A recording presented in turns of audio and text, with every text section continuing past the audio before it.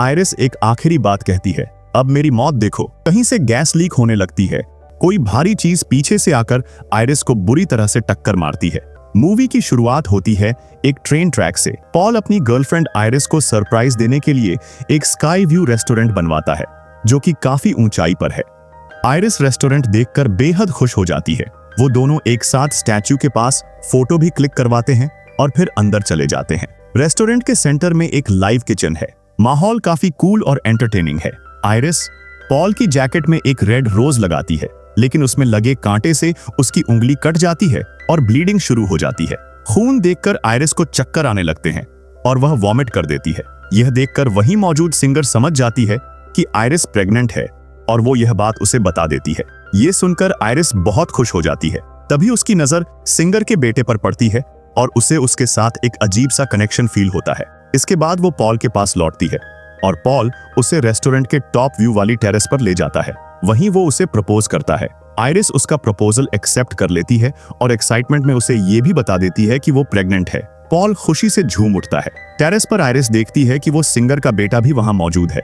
उसके हाथ में एक कॉइन होता है जिसे वह नीचे फेंकता है, लेकिन वो सिक्का नीचे गिरने के बजाय पास में लगे ऐसी यूनिट के अंदर वैक्यूम प्रेशर से खिंच जाता है। फिर हम देखते हैं कि पॉल और आयरिस वापस रेस्टोरेंट में आ चुके हैं और सब लोग म्यूजिक, डांस और फूड एंजॉय कर रहे हैं। अचानक ग्लास फ्लोर क्रैक होने लगता है। उसी वक्त वो कॉइन अभी भी एसी के अंदर घूम रहा होता है। जैसे ही फ्लोर टूटता है, पूरा रेस्टोरेंट नीचे धंस जाता है और वहां मौजूद सभी लोग नीचे गिरकर मारे जाते हैं। पॉल खुद को बचाने की कोशिश करता है और ग्लास के एक टुकड़े को पकड़ लेता है, जिससे उसके हाथ कट जाते हैं, लेकिन फिर भी वह खुद को नहीं बचा पाता और नीचे गिरकर मर जाता है।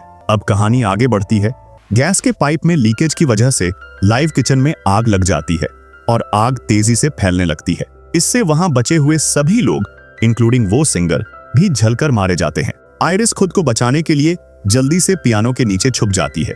थोड़ी देर बाद वह लिफ्ट की ओर भागती है, लेकिन लिफ्ट पहले से ही लोगों से पूरी तरह भरी हुई होती है। इससे पहले कि लिफ्ट नीचे जा पाती, एक आदमी लिफ्ट के नीचे आकर क्रश हो जाता है। अब आयरिस ऊपर की तरफ जाती है और देखती है कि रेस्टोरेंट का आधा हिस्सा हवा में लटक रहा है और लगभग सारे लोग उसी हिस्से में हैं। सिर्फ एक पियानो है जो इस पूरे हिस्से को बैलेंस करके रखे हुए है। तभी वही कॉइन ऐसी डक्ट से निकलकर पियानो पर आ गिरता है, जिससे उसका बैलेंस बिगड़ जाता है और रेस्टोरेंट का वह हिस्सा भी टूटकर नीचे गिर जाता है। एक एक करके सब लोग गिरते हैं और दर्दनाक मौत का शिकार हो जाते हैं। इसी बीच आयरिस की नजर सिंगर के बेटे पर पड़ती है। वह उसका हाथ पकड़ लेती है और उसे बचाकर वहां से ले जाना चाहती है, लेकिन उसी वक्त फ्लोर और टूट जाता है और आयरिस नीचे गिरने लगती है। वो अपनी उंगलियों को दो स्टील रॉड्स के बीच फंसाकर खुद को लटकाए रखती है। उसकी एंगेजमेंट रिंग निकल जाती है। वह और वो बच्चा दोनों नीचे गिरकर मारे जाते हैं। तभी अचानक एक लड़की की जोरदार चीख सुनाई देती है। उसके प्रोफेसर उससे पूछते हैं कि सब ठीक है या नहीं। तब स्टेफनी बताती है कि उसे इस तरह के डरावने ख्याल और बुरे सपने आते रहते हैं। रात में भी उसे वही सपना दोबारा आता है और वह चीखते हुए उठ बैठती है। उसकी रूममेट उसे समझाती है कि उसे ये सब अपनी फैमिली से शेयर करना चाहिए। अगले दिन स्टेफनी अपने घर जाती है, अपने डैड और छोटे भाई से मिलती है। वह अपने भाई से बेहद अटैच्ड है। फिर दोनों अपने अंकल के घर जाते हैं, जो कि उसकी माँ के भाई हैं। स्टेफनी वहां अपने कजिन्स से मिलती है, जिनसे उसका बेहद प्यारा रिश्ता है। सब मिलकर खुश होकर बातें कर रहे होते हैं। तभी स्टेफनी अपने अंकल से अपनी ग्रैंडमदर आयरिस के बारे में पूछती है। उनमें जो महिला दिखाई देती है वो उसकी ग्रैंडमदर आयरिस होती है। जब स्टेफनी अपनी मॉम का जिक्र करती है तो उसके अंकल को गुस्सा आ जाता है। वो गुस्से में कहते हैं, वो हमारे लिए मर चुकी है। वो हमें छोड़कर एक आइलैंड पर जाकर रहने लगी थी और फिर कभी लौट कर नहीं आई। उनकी इस हरकत की वजह से तुम्हारी मॉम की दिमागी हालत भी बिगड़ गई और फिर उसने भी सब कुछ छोड़ दिया। इतना कहकर वो अंकल वहां से गुस्से में चले जाते हैं, लेकिन स्टेफनी की आंटी उसकी मदद करती है। आंटी उसे आयरिस की एक पुरानी तस्वीर और उसका एड्रेस देती है, साथ में कुछ पुराने लेटर्स भी जो आयरिस ने खुद लिखे थे। ये सब देखकर स्टेफनी शॉक्ड रह जाती है। अब स्टेफनी तय करती है कि वो आयरिस से मिलेगी। वह उस सुनसान आइलैंड पर पहुंचती है और कैमरे के सामने खुद को इंट्रोड्यूस करती है। अपने बारे में जानकर आयरिस उसे घर के अंदर आने देती है और मिलकर बहुत खुश होती है। आयरिस स्टेफनी से उसकी मॉम के बारे में पूछती है और स्टेफनी बताती है कि उनकी माँ तो बचपन में ही उन्हें छोड़कर चली गई थी। अब स्टेफनी असली बात पर आती है और अपनी ग्रैंडमदर से वही बात करती है जिसके लिए वो यहाँ आई थी। वो कहती है कि मैंने आपको और ग्रैंडपा को उस रेस्टोरेंट में देखा था और वहां मौजूद सब लोग एक एक करके बुरी तरह मारे जा रहे थे। ये डरावने ख्वाब मुझे रोज आते हैं। ये सुनकर आयरिस बताती हैं, ऐसे ही ख्वाब मुझे भी आते थे और इन्हीं ख्वाबों की वजह से मैं उस दिन का हादसा रोक पाई थी। मैंने उस दिन उस बच्चे के हाथ से वो कॉइन ही ले लिया था जिसकी वजह से पूरी घटना घटने वाली थी। और जिस ग्लास फ्लोर के टूटने की बात थी, मुझे उसका भी पहले से पता था, इसलिए मैंने माइक पर पहले ही अनाउंस कर दिया था, जिससे सबने रेस्टोरेंट खाली कर दिया। यह सुनकर स्टेफनी हैरानी से कहती है, तो उस दिन आपने सबकी जान बचा ली थी? आयरिस जवाब देती है, हाँ, उस दिन मैंने सबकी जान बचा ली थी, लेकिन उस हादसे से जो लोग बच गए उन्हें मौत ने कभी माफ नहीं किया। मौत उनके पीछे हाथ धोकर पड़ गई थी। एक एक करके सभी लोग अलग अलग तरीकों से बुरी तरह मारे गए, यहाँ तक कि जो बच्चे उस दिन बचे थे वो भी मारे गए, और जो बचे हुए लोग थे उनके जो बच्चे हुए बाद में वो भी नहीं बच पाए, क्योंकि अगर वे हादसे में मर जाते तो उनके बच्चे होते ही नहीं। और इस तरह मौत ने किसी को नहीं छोड़ा। तुम्हारे ग्रैंडपा की भी मौत कैंसर से हो गई थी, लेकिन वो भी उसी चेन का हिस्सा था। आयरिस बताती है, जब पॉल भी मर गया तब मुझे समझ आ गया कि अब अगली बारी मेरी है, इसीलिए मैं इस सुनसान जगह पर आकर रहने लगी ताकि मौत सिर्फ मुझे ले जाए, बाकी किसी को नुकसान न हो। अगर मैं मर गई तो तुम्हारी माँ, तुम्हारा भाई, तुम्हारे अंकल और उनके बच्चे, कोई भी नहीं बचेगा, लेकिन जब तक मैं जिंदा हूं तुम सब सुरक्षित हो। यह सुनकर स्टेफनी डर जाती है और पूछती है, लेकिन मुझे ये डरावने सपने क्यों आ रहे हैं? आयरिस जवाब देती है, क्योंकि अब मौत हमारे पीछे है और अब मेरी बारी है। इसके बाद आयरिस स्टेफनी को एक किताब देती है जिसमें उस रेस्टोरेंट हादसे से बचे हुए लोगों की लिस्ट होती है। उसमें लिखा होता है कि कैसे वो लोग बाद में मरे और किस क्रम में मरे। साथ ही मौत से बचने के कुछ तरीके भी बताए गए होते हैं, लेकिन स्टेफनी को आयरिस की बातों पर यकीन नहीं आता और वो बुक लेने से मना कर देती है। वो कहती है, मैं आपसे फिर मिलने आऊंगी, और घर से बाहर चली जाती है।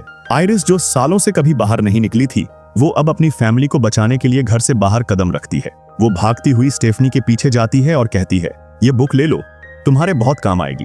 फिर भी स्टेफनी को यकीन नहीं आता। तब आयरिस एक आखिरी बात कहती है, अब मेरी मौत देखो। और फिर यहीं से शुरू होता है मौत का सिलसिला। कहीं से गैस लीक होने लगती है। कोई भारी चीज पीछे से आकर आयरिस को बुरी तरह से टक्कर मारती है। आयरिस वहीं पर मर जाती है। स्टेफनी यह सब अपनी आंखों से देखती है। 2 दिन बाद आयरिस का फ्यूनरल होता है। उस पर स्टेफनी की माँ भी आती है। अब स्टेफनी समझ चुकी थी, अब अगली बारी मेरी माँ की है। अपनी माँ को बचाने के लिए स्टेफनी उस किताब को पढ़ना शुरू करती है जो आयरिस ने दी थी। उस किताब में वही कॉइन भी रखा हुआ था जो उस दिन आयरिस ने उस छोटे बच्चे सिंगर के बेटे के हाथ से ले लिया था, और उन्हें बारी बारी कॉल करती है, लेकिन कोई भी उसकी कॉल रिसीव नहीं करता। अब हमें दिखाया जाता है कि स्टेफनी की पूरी फैमिली एक पार्टी में बिजी है। ग्लास टूटता है, उसका एक नुकीला टुकड़ा बर्फ के टब में जाकर गिरता है जहां से लोग आइस ले रहे थे। वही कांच का टुकड़ा स्टेफनी के अंकल के ग्लास में चला जाता है, लेकिन वो उसे नोटिस नहीं करते और साइड में रख देते हैं। फिर अलग अलग चीजों की हलचल से पूरे माहौल का बैलेंस गड़बड़ाने लगता है। स्टेफनी के अंकल के हाथ से वो ग्लास गिर जाता है और उसी टूटे हुए कांच का टुकड़ा उनके पैर में लग जाता है। वो नीचे गिर जाते हैं। वह मशीन चालू हो जाती है और सीधे जाकर उनके चेहरे पर चढ़ जाती है। सभी लोग बुरी तरह डर जाते हैं। स्टेफनी भी सदमे में आ जाती है। अब वह अपनी पूरी फैमिली को समझाने की कोशिश करती है कि कैसे मौत अब उनके पीछे पड़ी है। वो बताती है कि अब अगली बारी है उसके अंकल के बड़े बेटे की, फिर छोटे बेटे की, फिर उसकी माँ और फिर खुद स्टेफनी की। लेकिन कोई भी उसकी बात पर यकीन नहीं करता, बल्कि उसके कजिन्स तो नाराज हो जाते हैं। उन्हें लगता है कि स्टेफनी उनके डैड की मौत का मजाक बना रही है। सिर्फ स्टेफनी की माँ को उसकी बात पर थोड़ा भरोसा होता है, लेकिन स्टेफनी उनसे ढंग से बात नहीं कर रही होती। इसके बाद हमें अंकल के बड़े बेटे को उसके केरोसिन शॉप में दिखाया जाता है। तभी अचानक ऊपर लगा फैन चालू हो जाता है, जिससे जुड़ी एक मैग्नेटिक चैन उसके नेक स्पाइसिंग के साथ जुड़ जाती है। फैन के घूमने से चैन भी घूमने लगती है और वो लड़का भी उस चैन से लटक कर घूमने लगता है। नीचे फर्श पर बहुत सारा केरोसिन गिरा होता है और आग लग जाती है। अब पूरी दुकान में आग फैल जाती है। हालांकि वो लड़का किसी तरह चैन से खुद को बचा लेता है, लेकिन नीचे आग में गिर जाता है। सुबह जब स्टेफनी को पता चलता है कि शॉप में आग लगी थी, तो वो अपने भाई के साथ वहां जाने लगती है, लेकिन रास्ते में वही कजिन खुद गाड़ी के आगे आकर उन्हें रोक देता है। स्टेफनी उसे जिंदा देखकर हैरान रह जाती है।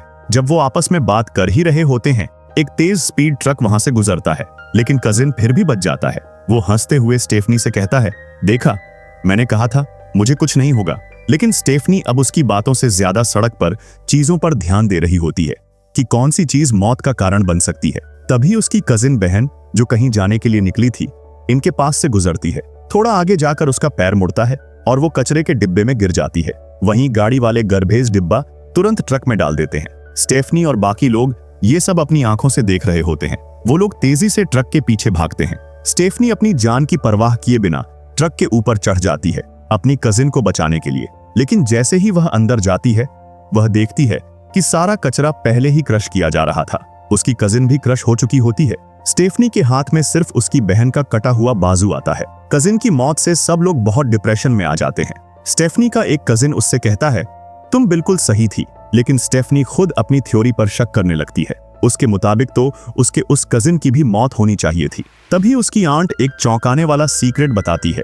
वो कहती है कि वो लड़का असल में उसके अंकल का बेटा है ही नहीं, इसी वजह से उसकी मौत नहीं हुई।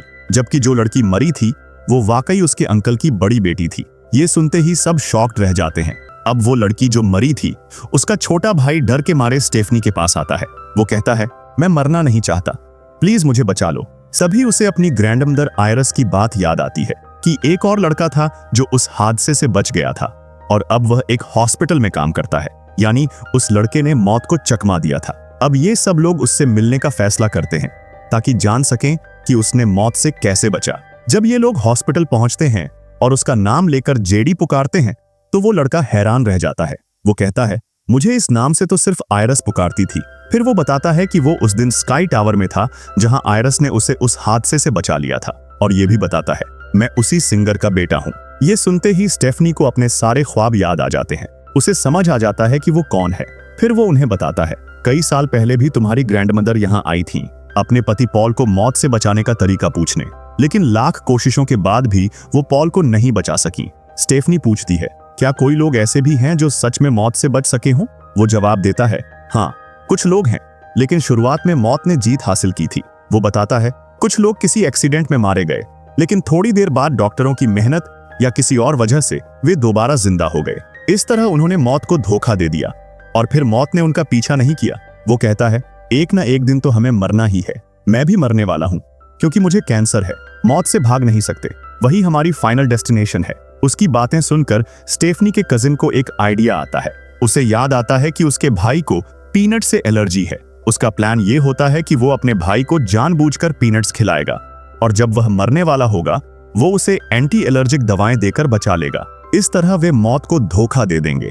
फिर वह वेंडिंग मशीन के पास जाता है पीनट्स निकालने के लिए, लेकिन मशीन काम नहीं कर रही होती। अब पीनट्स निकालने की बहुत जल्दी होती है, इसलिए वो लड़का गुस्से में वेंडिंग मशीन को पंच मार देता है, जिससे मशीन का एक स्क्रू लूज हो जाता है। फिर वो अपने छोटे भाई को एक कमरे में ले जाता है और कहता है, तुम यहीं मेरा इंतजार करो, मैं तुम्हारे लिए एंटी एलर्जिक टैबलेट्स लाता हूँ। वो दरवाजा जोर से बंद करके बाहर चला जाता है, लेकिन उसी जोर से दरवाजा बंद होने की वजह से कमरे की कुछ चीजें हिल जाती हैं और एमआरआई मशीन अपने आप ऑन हो जाती है। अब वो वापस आता है एक इंजेक्शन और व्हील चेयर के साथ। वो अपने भाई को पीनट्स दे देता है। भाई पीनट्स खा लेता है। इसी दौरान एमआरआई मशीन से निकलने वाली मैग्नेटिक वेव्स कमरे की हर मेटल चीज को अपनी ओर खींचने लगती है, यहाँ तक कि व्हील चेयर भी खिंच जाती है। वो भी मशीन की तरफ खींचा जाने लगता है। एमआरआई मशीन उसे अपनी ओर जबरदस्ती खींच लेती है। व्हील चेयर की मेटल रॉड्स भी उसके शरीर में घुस जाती हैं और वो बुरी तरह से क्रश होकर मर जाता है। इसी बीच उसका छोटा भाई जो पीनट्स खा चुका था, उसे भयंकर एलर्जी हो रही होती है। वो जल्दी से फर्श पर गिरा हुआ इंजेक्शन पकड़ता है और खुद को इंजेक्ट करता है, जिससे वो ठीक महसूस करने लगता है। लेकिन तभी वेंडिंग मशीन से एक सुप्रीम स्नैक निकलकर दीवारों से टकराता हुआ सीधे उसके सर में जा घुसता है और वो भी वहीं पर मर जाता है। इन दोनों की मौत के बाद सभी लोग बहुत दुखी और डिप्रेस्ड हो जाते हैं। अब स्टेफनी अपनी माँ से कहती है, अब अगली बारी आपकी है। वो उन्हें सुझाव देती है कि वो उसी आइलैंड पर चली जाएं जहां आयरस ग्रैंडमदर रहती थी और वहीं उनके घर में रहने लगे ताकि बाकियों की जान बचाई जा सके। माँ मान जाती हैं। फिर हम देखते हैं कि स्टेफनी के हाथ में जो बुक थी उसमें से एक कॉइन गिरकर जमीन पर आ जाता है और एक बुरी सी दिखने वाली औरत उसे उठा लेती है। अब स्टेफनी और उसका भाई अपनी माँ को कार में बिठाकर आयरस के घर छोड़ने के लिए निकलते हैं। वो लोग तेज ड्राइव करते हैं और आखिरकार वहां पहुंच जाते हैं। स्टेफनी की माँ दोनों बच्चों को लेकर बहुत चिंतित होती है, जिस पर स्टेफनी कहती है, जब तक आप जिंदा हैं हमें कुछ नहीं होगा। लेकिन उसी समय घर के अंदर पहले से ही गैस लीक हो रही होती है और स्पार्किंग भी। गैस की बदबू स्टेफनी की माँ को भी आती है। लेकिन वो उसे इग्नोर करती है और घर के अंदर चली जाती है। फिर अचानक गैस और स्पार्किंग की वजह से एक बड़ा ब्लास्ट हो जाता है। स्टेफनी की कार पानी में गिर जाती है और उनकी माँ भीषण आग में झुलस जाती है। स्टेफनी का भाई जो बाहर खड़ा था देखता है कि एक टावर उसके ऊपर गिरने वाला है। तभी उसकी माँ बाहर आ जाती है और उसे धक्का देकर खुद टावर के नीचे आ जाती है। अब स्टेफनी का भाई समझ जाता है अब अगली बारी स्टेफनी की है, जो पानी में डूब रही होती है। वो उसे बाहर निकालता है, लेकिन देखता है कि स्टेफनी की सांसें बंद हो चुकी हैं। फिर भी वो हार नहीं मानता, उसे CPR देता है और आखिरकार स्टेफनी की सांसें लौट आती हैं। वो फिर से जिंदा हो जाती है। अब दोनों भाई बहन बहुत खुश होते हैं क्योंकि उन्होंने मौत को मात दे दी है, लेकिन वे अपनी माँ और बाकी सबकी मौत से बहुत दुखी भी होते हैं। अब कहानी में कुछ दिन आगे का सीन दिखाया जाता है। स्टेफनी और उसका भाई नॉर्मल लाइफ जी रहे होते हैं। आज उसके भाई की ग्रेजुएशन सेरेमनी है। स्टेफनी उसकी जैकेट में एक रेड रोज लगाती है, लेकिन फूल के साथ जो कांटा था वो स्टेफनी की फिंगर में चुभ जाता है और ब्लड निकलने लगता है। अब स्टेफनी समझ जाती है कि मौत का खेल फिर से शुरू हो गया है। फिर सीन कट होता है और हम देखते हैं वो कॉइन जो उस बूढ़ी औरत ने पहले उठाया था, वो उसके वॉलेट से गिरता है और लुढ़कता हुआ उन्हीं ट्रेन की पटरियों के बीच में फंस जाता है। कॉइन के फंसने से ट्रेन ट्रैक डैमेज हो जाता है। अब फिर से सीन कट होता है।